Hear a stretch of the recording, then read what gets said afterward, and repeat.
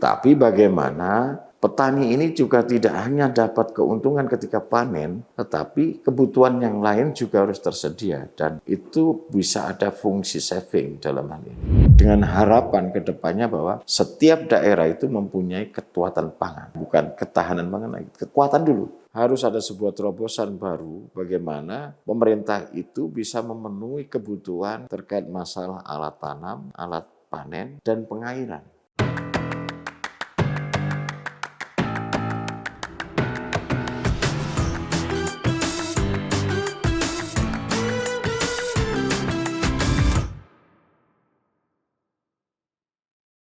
Indonesia sebagai negara maritim, keberadaannya sudah diakui global. Kali ini kembali di podcast Suara Jatim, pemirsa, dengan tema bagaimana kesiapan Jawa Timur menjadi lumbung pangan nasional. Pemirsa, kita ketahui bahwa Provinsi Jawa Timur ini menjadi salah satu lumbung pangan nasional yang memegang peran strategis dalam memenuhi kebutuhan pangan. Mulai dari hasil jagung, padi, kemudian berbagai hasil tani lainnya, ini bisa menjadi salah satu potensi Jawa Timur menjadi lumbung pangan nasional untuk memenuhi berbagai kebutuhan pangan. Nah, ada tantangan yang dihadapi kalau kita berbicara tentang kesiapan Jawa Timur ke depan sebagai lumbung pangan nasional, diantaranya adalah bagaimana regenerasi petani milenial, kemudian modernisasi pertanian, termasuk juga bagaimana perubahan iklim ini juga menjadi salah satu tantangan kesiapan Jawa Timur untuk menjadi lumbung pangan nasional. Nah, untuk membahasnya, kita sudah bersama dengan anggota Komisi B DPRD Provinsi Jawa Timur dan juga Sekretaris Fraksi Partai Golkar. Ada Bapak M. Hadi Setiawan. Pak Hadi sehat, Pak? Alhamdulillah. Alhamdulillah. Waalaikumsalam, Pak Hadi. Sebelum kita masuk ke tema dulu, Pak Hadi. Ini terakhir kalau memantau pergerakan Pak Hadi seperti apa, Pak Hadi? Ya, kalau kita kebetulan ada kesibukan baru sebagai anggota DPR juga sebagai Ketua DPD Partai Golkar Kabupaten Kediri. Jadi sesuai dengan tema kita, Kediri ini kan merupakan salah satu basis atau salah satu sumber pangan yang ada di Kediri itu sangat banyak. Alhamdulillah hari ini saya kemarin Musda ke-11 Partai Golkar Kabupaten Kediri, saya terpilih sebagai Ketua DPD Partai Golkar Kabupaten Kediri. Jadi ada kesibukan baru yang harus dibenahi, yang harus dirubah. Ini supaya fungsi kita sebagai legislator, fungsi kita sebagai anggota DPR bisa juga dirasakan oleh kabupaten dan kota Kediri. Gimana Pak pergerakan nanti menjadi ketua DPD di Kabupaten Kediri? Sebenarnya fraksi itu kan kepanjangan tangan dari partai. Jadi fraksi itu mempunyai kewajiban bagaimana dengan program-program dan sebagai aspiratornya menerima aspirasi dari masyarakat yang itu bertujuan untuk mengembangkan suara partai. Jadi sangat berkorelasi aja, berkorelasinya sama-sama berjuang di bidang public opini, pendapat masyarakat terkait masalah kepentingan partai. Ya dinikmati ini, mau nggak mau dinikmati dengan perubahan-perubahan yang begitu. Tambahan tugas ada amanah baru ya Pak? Ada amanah baru, semoga rezeki juga baru. Amin. Gitu. Tadi sempat disinggung Kabupaten Kediri punya banyak potensi. Ya. Pak Hadi, apa saja yang dilihat Pak Hadi sejauh ini di sini? Kabupaten Kediri kan miniatur dari dari sebagian Provinsi Jatim. Tapi Provinsi Jatim itu kalau tepatnya miniaturnya ya ada kayak di Tulungagung. Kalau Kediri ini kan hanya dikelilingi oleh gunung. Dari Gunung Wilis sampai Gunung Kelut.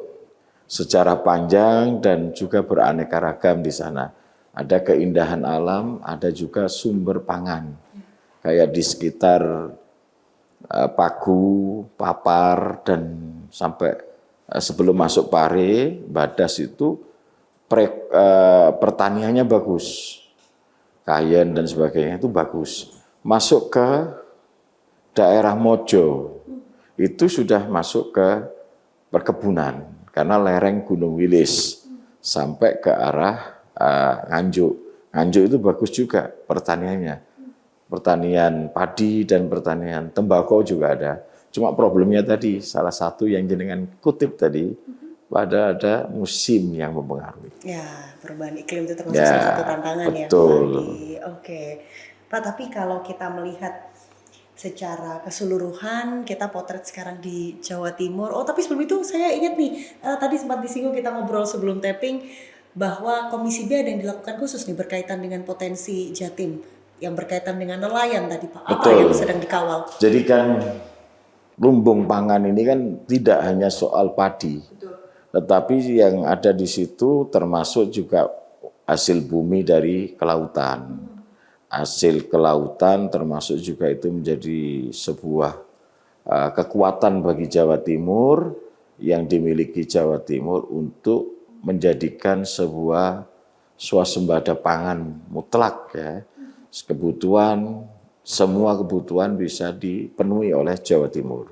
Termasuk soal unsur sumber daya kelautan, sumber daya peternakan, sumber daya pangan seperti padi, jagung, terus palawija dan sebagainya itu bisa terpenuhi dengan struktural tanah yang berbeda-beda. Kayak yang saya sebutkan di Kediri itu ada lempengan yang bisa dipakai untuk palawija dan sebagainya. Ada juga dataran yang mulai mendekati gunung bisa dipakai untuk tebu dan sebagainya. Terus jagung, ada yang memang tanah yang disiapkan untuk padi. Ada juga tembakau di sebagian daerah.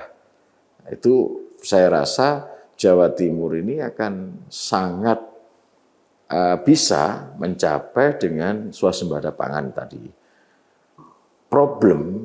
Problemnya di dalam konsep pertanian ini kadangkala memang masalah harga.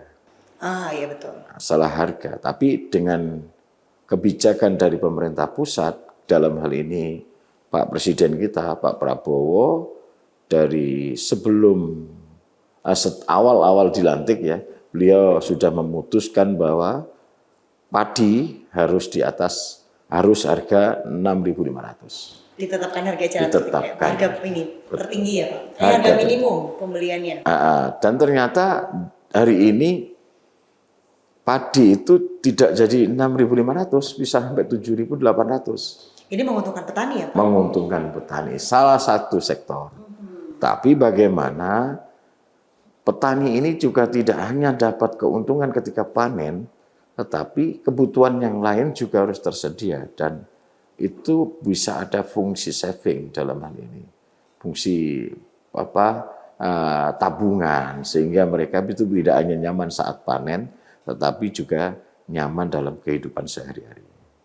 Dalam hal ini regulasi Jawa Timur kemarin kami Komisi B membuat perda terkait masalah nelayan, petani nelayan dan petani garam. Perlindungan terhadap petani garam. Kadang di Jawa Timur ini kan kompleks sebenarnya yang saya sebutkan tadi.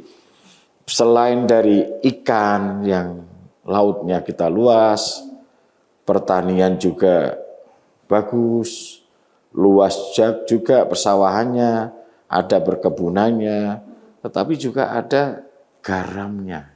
Nah, ini juga salah satu Potensi yang harus saling dijaga dan dikembangkan supaya menghasilkan sesuatu profit bagi masyarakat.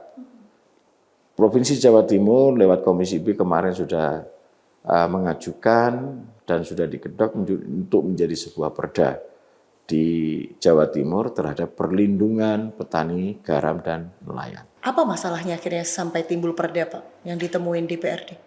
Kadangkala begini, harga itu kan tidak tentu. Kadangkala musim yang menyebabkan petani garam khususnya itu yang menyebabkan paceklik garam kan juga ada. Nah, dalam seperti beras pada umumnya dulu, kalau beras padi kan sudah dipatok harga. Ini kan belum harga yang belum tentu ini, maka ketika musim panen akan berpengaruh turunnya harga panen atau kesediaan untuk transportasi dari tambak ke gudang atau bagaimana, terus dari penyediaan air ketika ini kan juga harus dilindungi. Perdanya itu mengatur begitu. Jadi ketahanan itu harus disiapkan. Secara keseluruhan berarti ya Pak, ekosistem Secara untuk keseluruhan petani ekosistem garam, itu. petani garam. Oke. Nah, berarti kalau melihat yang dijelaskan Pak Hadi tadi, memang sudah selayaknya Jawa Timur disebut sebagai lumbung pangan nasional. Sangat layak. Oke. Kira-kira indikatornya apa Pak? Peningkatan dari kemarin itu kan dari kita sudah Jawa Timur ini sudah dinyatakan sebagai swasembada pangan. Peningkatannya dari hasil beras kita, hasil pertanian kita, itu sudah bisa dipakai untuk memenuhi kebutuhan nasional. Itu saya rasa sudah luar biasa ya. Jadi Jawa Timur lumbung pangan pemberi pendukung utama dalam swasembada pangan secara nasional. Kalau dari tahun-tahun terakhir, tren produksi di Jawa Timur yang paling banyak apa, Pak Hadi? Masih padi. Masih padi. Dan harganya sudah dilindungi. Sudah dilindungi. Oke. Terus kalau kita melihat tadi hamparan kita yang begitu luas, kemudian kondisi di Jawa Timur tanahnya subur semua ya Pak. Beda-beda daerah nanti beda hasilnya. Kira-kira ini bisa menyumbang perekonomian di Jawa Timur masif secara signifikan Pak Hadi? Hasil dari indeks kemarin kita mengalami peningkatan secara nasional. Itu kita 1,7. Dari 1,7 itu menurut Badan Statistik kita ini penyumbang terbesarnya di pertanian. Baik itu tenaga kerjanya, baik itu hasilnya. Jadi masih sekitar pertanian.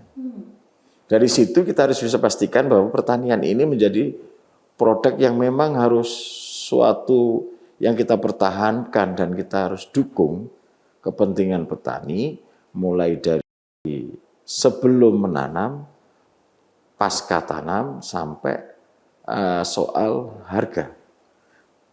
Dan ini yang harus kita jamin di pelaksanaan ini di Jawa Timur harus berjalan dengan baik. Kadangkala mau tidak mau per tahun akan ada penyusutan. 1 tahun ini sekian luasnya pertanian, tahun berikutnya pasti ada penyusutan.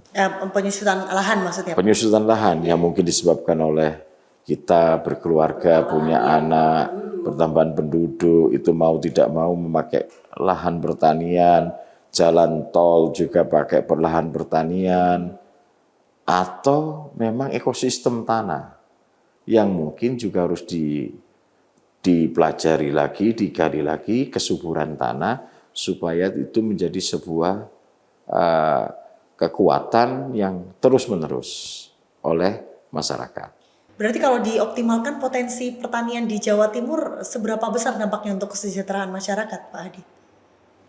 Kebutuhan kesejahteraan masyarakat itu kan sebenarnya tidak bisa diukur berapa banyak besar duitnya, kan begitu. Tapi kan kesinambungan dan yang dibutuhkan masyarakat itu kan cuma sandang, pangan, papan. Asalkan ini terpenuhi, insya Allah masyarakat itu merasa nyaman. Sandang, pangan, papan, kebutuhan akan perlindungan terhadap dirinya. Nah, itu meliputi kesehatan juga. Oh iya betul. Ya kan? Kompleks akhirnya. Kompleks akhirnya. Terus pangan, jelas pangan itu kesediaan pangan, harga pangan, terus nanti bagaimana pangan itu tidak sulit. Jadi kesejahteraan pangan juga harus meliputi dari bagaimana cara mengatur padi ini. Contohnya kita padi. Padi ini kan tidak bisa langsung ditanam terus tumbuh. Besar bagus itu enggak, pasti ada pupuk, ada pengolahan sawah, ada irigasi yang terjamin. Setelah itu masuk ke panen. Pasca panen juga harus diperhitungkan bagaimana harga panen. Harga panen juga harus dihitungkan bagaimana kesediaan pasar menerima itu. Kan begitu. Problem yang kemarin kan sempat terjadi, harga beras naik. Ya, Ada juga harga beras palsu. ya, Premium campur oplosan. campur oplosan. Ini kan menjadi sebuah problem. Jadi yang harus dipastikan oleh pemerintahan Jawa Timur melalui dinas-dinas dan regulasi yang mengatur itu adalah lumbung pangan ini bukan hanya soal masalah banyaknya yang diperoleh, tetapi bagaimana kelanjutan dari kesiapan pangan, masalah sawah, masalah benih, masalah pupuk, masalah penjualan pasar itu bagaimana itu juga harus diurusi oleh pemerintah Jawa Timur dan dijamin bahwa kelangsungan itu terlindungi oleh pemerintahan Jawa Timur. Oke, Pak Adi, kita sudah membahas seberapa besar potensi kemudian dampak yang didapatkan oleh masyarakat ketika potensi pertanian di Jawa Timur ini dimaksimalkan. Tapi kalau kita berbicara fungsi legislasi dari DPRD menilai kira-kira apa kebijakan dari pemerintah dievaluasi ketika kita berbicara lumbung pangan nasional di Jawa Timur ini, Pak Adi. Jadi kebijakan kita terkait masalah kesiapan pangan, kita sebenarnya sudah menghasilkan swasembada pangan ya. Tapi kalau untuk kelanjutan menjadi sebuah lumbung pangan, memang harus disiapkan infrastrukturnya. Pemerintah dalam hal ini melalui dinas OPD-OPD-nya, baik pertanian, sudah mempersiapkan terkait masalah kepastian terhadap pupuk, kepastian terhadap masalah irigasi yang memang harus terpenuhi. Terus masalah juga sumber daya manusianya, karena ini problem. Ada suatu ketika musim panen, ini contoh aja ya, di salah satu kabupaten itu harus menunggu mesin panen. Padahal di musim panen itu? Musim panen. Oh, berarti ketidakadaan sarana prasarananya? Sarana prasarana yang kurang. Oh, oke. Nah, itu yang harus segera ditanggapi dan dianalisa oleh pemerintah apa saja yang menjadi kebutuhan masyarakat, dalam hal ini pertanian. Maka dari pemerintah juga menganggarkan, kami DPRD Provinsi sudah menganggarkan untuk pupuk, untuk masalah sarana prasarana termasuk irigasi dan alat pertanian, baik itu hand traktor maupun kultivator dan lain-lain sebagainya, itu juga disiapkan oleh pemerintah provinsi dalam rangka memfasilitasi masyarakat agar benar-benar kita bisa menjadi swasembada pangan yang bisa kita tingkatkan menjadi lumbung pangan. Dan bisa jangka panjang. Jangka panjang, itu yang kita harapkan. Jangan sampai hari ini kita basa wong Jawa wareg, besok luwe. Bermasalah itu kan. Harus bertahan secara berkala ya Pak. Nah, kalau tadi dari Pak Adi sempat disinggung dari DPRD mengupayakan ada kebijakan jaminan begitu ya. Apakah nanti ke depan ketika ada kemarin saya sempat dialog dengan beberapa petani, salah satu yang dikeluhkan adalah harga pupuk yang tidak stabil. Apakah ini juga menjadi sorotan? Hari ini pupuk sudah ditetapkan ya, oleh pemerintah dan itu bisa turunkan harga pupuk kemarin. Turun, jadi stabil ini stabil. Cuma problem dari petani itu sebenarnya begini Mbak. Ketika pupuk itu datang, maka kios atau penyedia pupuk yang ditunjuk oleh pemerintah itu kan harus segera diambil. Sedangkan mungkin kebutuhan petani belum waktunya memupuk. Oke, akhirnya ada penumpukan dong Pak? Akhirnya ada penumpukan. Dan ini yang kadangkala, mohon maaf, ada distributor atau bagaimana itu yang memainkan peran itu. Dulu, tapi sekarang itu enggak. Sekarang itu kalau sampai ketahuan itu langsung dicoret. Sebagai distributor resmi pemerintah? Pemerintah, iya betul, langsung dihilangkan. Jadi suruh lapor bahwa ada kenaikan pupuk pun. Kalau kemarin terjadi harga pupuk sekian, ternyata pemerintah sudah menurunkan sekian. Yang berlaku masih harga pupuk yang lama. Kalau sampai terjadi seperti itu, laporkan kepada kami, kepada pemerintah, maka itu dipastikan kena sanksi. Oke. Berarti sebenarnya untuk petani segala sektor sudah diperhatikan? Sudah diperhatikan. Pak Prabowo mempunyai ide tentang ketahanan pangan ini luar biasa. Bukan hanya di Jawa, tapi di luar Jawa yang asalnya daerahnya itu tidak memenuhi syarat untuk kita olah untuk di sebelahan pertanian. Tapi dikelola dengan baik, dengan harapan ke depannya bahwa setiap daerah itu mempunyai kekuatan pangan. Mempunyai kekuatan pangan, bukan ketahanan pangan, kekuatan dulu. Karena berbeda-beda kan, daerah satu dengan daerah lain. Hari ini kita menjadi perhatian kita di Papua. Pak Prabowo membuat program dan di situ ada anak-anak muda yang dikirim ke Papua untuk menjadi petani. Ya tentu dengan berbeda ya, gaji yang berbeda itu yang berbeda. Itu motivasi berarti betul. Jadi ini yang kita harapkan juga di Jawa Timur. Jadi jangan sampai kekuatan pangan atau ketahanan pangan atau menjadi sebuah lumbung pangan, tetapi peran serta dari para pemuda ini kurang. Ini yang mau saya tanyakan. Ketika kita melihat ternyata semua sudah dijamin oleh pemerintah, Pak Hadi tadi mention harga jual nanti ketika panen, kemudian harga pupuk sudah stabil, termasuk tampaknya modernisasi alat-alat pertanian juga sudah mulai digunakan. Apa yang kira-kira anak muda masih kurang berminat, Pak Hadi? Ya, ini memang kendala zaman ya, problem zaman dari sebuah zaman yang itu menjadi sebuah tantangan bagi kita, khususnya pemangku kebijakan dan tokoh-tokoh masyarakat ke depannya. Memang gaya anak muda ini kan harus kita pahami bahwa siapa sih yang mau bergelut dengan lumpur dan air kotor-kotor. Linet-linet lah ya Pak kalau bahasa kita. Padahal bisa dibayangkan, mohon maaf, saya tidak mengucilkan sebuah arti sebuah karyawan. Saya pernah menjadi sebuah karyawan, seorang karyawan.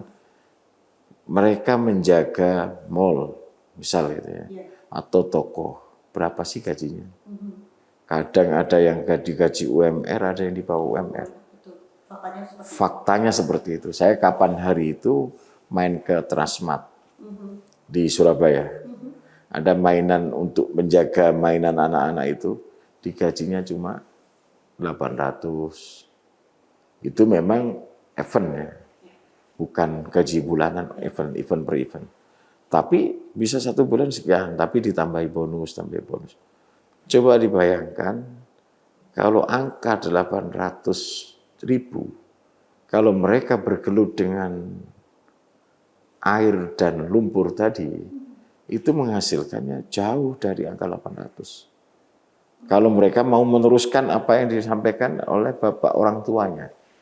Ya, tapi karena keluar itu kan nggak bisa. Kalau petani itu kan nggak bisa, Pak. Jadi kalau petani itu rutin ya, pagi harus ke sawah, nanti malamnya wayai banyoni, ngairi sawah itu pasti juga ke sawah. Itu petani sawah. Sore juga kalau sudah tumbuh padi, maka kalau di sini ada namanya nunggu manu, itu kan ada. Kalau saya dulu begitu. Jadi ketika itu memang seakan-akan waktunya fokus ke pertanian. Dan itu nggak bisa kita main ke biskop atau main jalan-jalan, nongkrong-nongkrong. Berbeda dengan yang diinginkan oleh anak-anak muda zaman sekarang. Nah, ini yang menjadi problem bagaimana dunia ini benar-benar dirasakan oleh anak-anak muda. Maka perlu diadakan sosialisasi yang bisa nyampe khusus ke kaum milenial tentang indahnya, tentang harapan, tentang kemanfaatan pertanian. Pak Hadi melihat sebenarnya apakah anak-anak muda kita sudah sefaham itu terkait potensi yang sebenarnya didapatkan ketika berani mencoba menjadi petani? Sebenarnya kalau mengetahui ya, tapi kalau mungkin paham belum. Karena kita bisa besar seperti ini, itu adalah hasil dari petani. Kita bisa makan, itu hasil dari padi yang ditanam oleh petani. Yang disampaikan oleh hasil pertanian, bahwa itu yang kita makan. Demikian juga dengan bagaimana pertanian itu bisa menjadi sebuah objek yang menarik. Ini yang harus kita sampaikan kepada teman-teman di bawah, bahwa di masyarakat itu jangan hanya menjadikan pertanian bahwa itu hanya bergulat dengan lumpur dan air Ya, saja. kotor-kotor saja. Kotor-kotor itu ternyata indah. Nah, berani kotor itu baik ya. Berani kotor itu. Oke, kita mulai masuk ke modernisasi pertanian, Pak Hadi. Semoga ini penjelasan dari Pak Hadi bisa mencerahkan anak-anak muda di sana yang menonton episode ini bahwa ternyata pertanian nggak yang cuman kotor aja kok, tapi ada hasil yang nanti kita tuai, begitu ya Pak? Betul.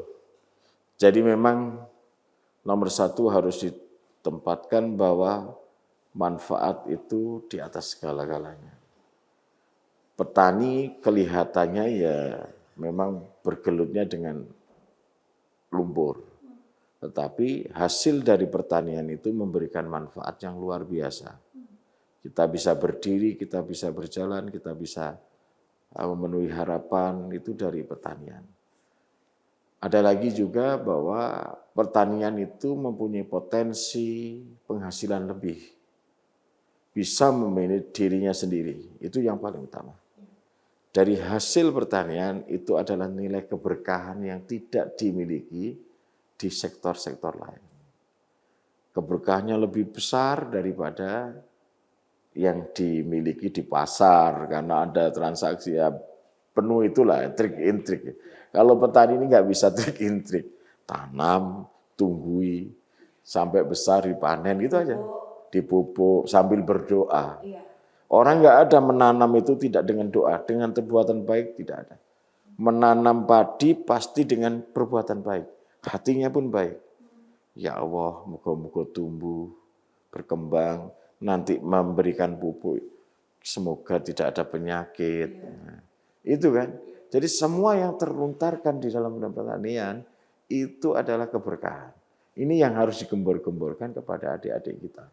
Bahwa dunia pertanian itu adalah nilai keberkahan. Tapi modalnya besar nggak sih Pak?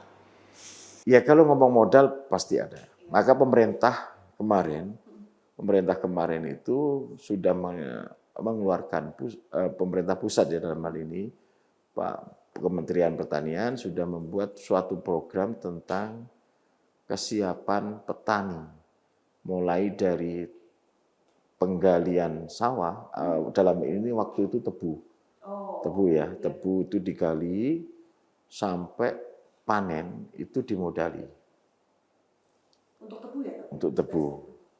Tapi memang waktunya terlalu pendek. Jadi kedepannya semoga program itu bisa berjalan dan ada kesejahteraan dari para petani. Amin, kita harapkan bersama. Saya berharap begitu. Pak, tapi ini kan sudah mulai masuk ya kayak penggunaan drone untuk nyebar pupuk, ini mulai masuk ke modernisasi pertanian, kemudian katanya sudah tidak perlu yang sekotor itu kok untuk menjadi petani. Sejauh apa sebenarnya modernisasi pertanian ini di Jatim, Pak Hadi? Ya tetap kalau ngomong kotor tetap kotor. Tetap kotor, hanya saja memang harus kita sampaikan bahwa keindahan dan modernisasi itu memang sudah bisa masuk ke pertanian. Salah satunya pakai drone untuk pupuk, siram itu kan. Terus pakai untuk alat tanam juga sudah mulai ada. Terus alat untuk panen juga sudah ada. Tetapi itu ya dengan banyaknya alat itu memang membantu petani. Tetapi ya kebanyakan ya dari itu ya usianya ya 40 ke atas. Oh, sehingga penggunaan teknologi belum maksimal begitu Pak Hadi? Penggunaan teknologi mau tidak mau diakui atau tidak diakui bahwa memang masih kurang merata. Jadi yang saya sebutkan tadi itu terjadi salah satu kabupaten waktu musim panen harus menunggu alat dari kecamatan lain. Ini menunggu ini maksudnya gantian gitu Pak? Gantian. Karena memang kalau di rata-rata kebutuhan akan itu besar Mbak. Karena kabupaten kota, kabupaten khususnya Kabupaten Kediri itu ya, lahan pertaniannya itu hampir mencakup 60%. Kalau Jombang juga mungkin 40% ya, karena ada cukup tinggi. Dan dari sekian itu mungkin alat panen itu dimiliki satu kecamatan mungkin ada 2. Padahal yang harus dipenuhi Padahal harus segitu. dipenuhi banyak. Gapoktan-gapoktan itu kan mungkin ya cuma yang mampu, yang apa mampu beli itu atau memang dibantu oleh pemerintah. Tetapi kan tidak merata. Pemerintah pusat, pemerintah provinsi itu kan berdasarkan dari kebutuhan pemerintah kabupaten. Pemerintah kabupaten berdasarkan apa yang ada di pendamping pertanian, mantri tani mengusulkan begini-begini dan itu kebutuhannya ini kan juga tidak semua terpenuhi. Maka dari sini harus ada sebuah terobosan baru bagaimana pemerintah itu bisa memenuhi kebutuhan terkait masalah alat tanam, alat panen, dan pengairan. Kalau kepingin benar-benar menjadi sebuah lumbung pangan, irigasi juga harus menjadi perhatian khusus. Bergantinya musim itu akan mempengaruhi. Indonesia khususnya Jawa Timur melekat itu. Memang akhir-akhir ini musimnya nggak menentu. Jadi itu yang padi itu bisa tanam sampai 3 kali dan diuntungkan ya soal itu kan. Tapi kalau musim sudah mulai banjir, wassalam. Rugi juga petani. Berarti sejauh ini evaluasi yang dilihat Pak Hadi, alat untuk petani di Jawa Timur masih belum merata kebijakan dari pemerintah? Belum merata, jadi masih harus ditambah dengan kebutuhan pertanian yang ada di Jawa Timur kalau kita kepingin menjadi lumbung pangan. Karena kalau swasembada pangan terpenuhi. Tapi kalau menjadi lumbung berarti kan sudah ada sisa-sisanya pangan. Untuk dibagikan, Untuk memenuhi kebutuhan yang lainnya. Betul. Oke, berarti apa Pak nanti kira-kira kebijakan selain tadi mengawal untuk petani garam yang akan dibawa DPRD untuk termasuk ini tadi alat petani yang belum merata, apakah akan ada pengawalan ke depan yang dilakukan DPRD? Kekuatan pangan atau swasembada pangan atau ketahanan pangan ini kan menjadi sebuah ide dan gagasan dari pemerintah pusat, Pak Prabowo. Dalam hal ini Provinsi Jawa Timur mengawal proses program ini agar bisa menjadi sukses. Kita di Jawa Timur alhamdulillah sudah mencapai swasembada pangan. Dalam arti kebutuhan akan pangan secara daerah, kabupaten, provinsi Jawa Timur terpenuhi dan juga kita mencakup untuk kebutuhan di luar Jawa Timur bisa membantu kepentingan itu.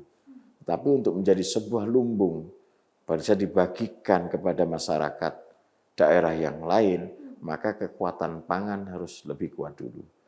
Mulai dari sebelum panen, prapanen sampai pratanam sampai pasca panen.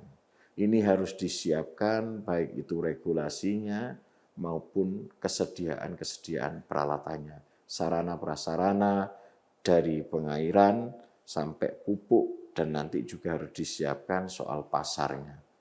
Kami mendorong dari Provinsi Jawa Timur, DPRD Provinsi Jawa Timur, lewat fungsi kami penganggaran, itu sudah menganggarkan anggaran-anggaran tambahan untuk pupuk dan anggaran tambahan untuk peralatan modern.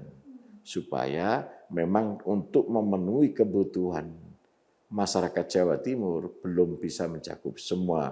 Karena ini kan harus melihat juga APBD kita.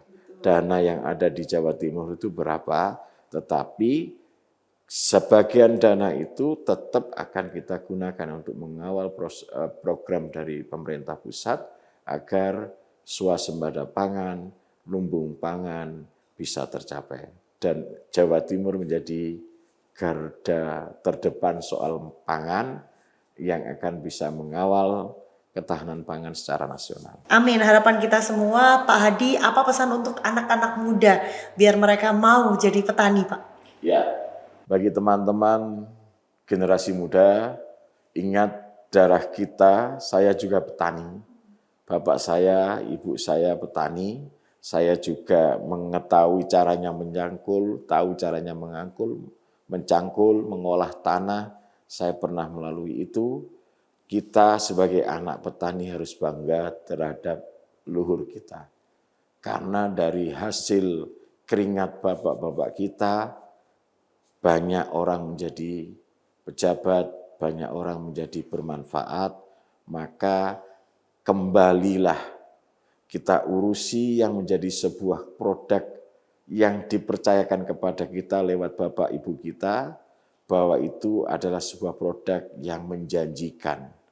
Contohnya per hari ini Pak Prabowo sudah mengeluarkan kebijakannya bahwa padi harus seharga minimal 6.500. Itu tidak menutup kemungkinan ke depan dengan adanya MBG hari ini, semua produk-produk pertanian bisa dibeli langsung oleh daerahnya.